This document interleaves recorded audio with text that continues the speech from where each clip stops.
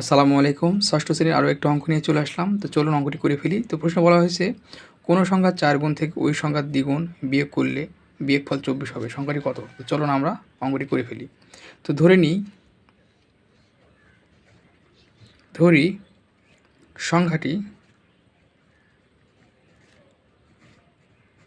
সংখ্যাটি x।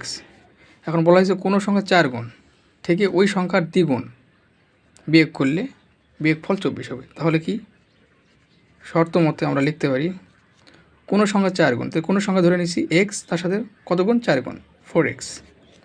এর সাথে ওই সংখ্যার আবার দ্বিগুণ বিয়োগ করলে, তাহলে বিয়োগ করবো কত গুণ? দ্বিগুণ ওই সংখ্যারই, তার মানে কী হবে? 2x। তবে বিয়োগফল হবে 24 সমান সমান 24। এখন এক্সের মান বের করলে সংখ্যাটি বের হয়ে যাবে, বা 2x ইকুয়াল 24 অতএব x ইকুয়াল 12। সুতরাং সংখ্যাটি 12। এটাই অ্যান্সার। আশা করি আপনারা অঙ্কটি বুঝতে পারছেন। ধন্যবাদ সবাইকে।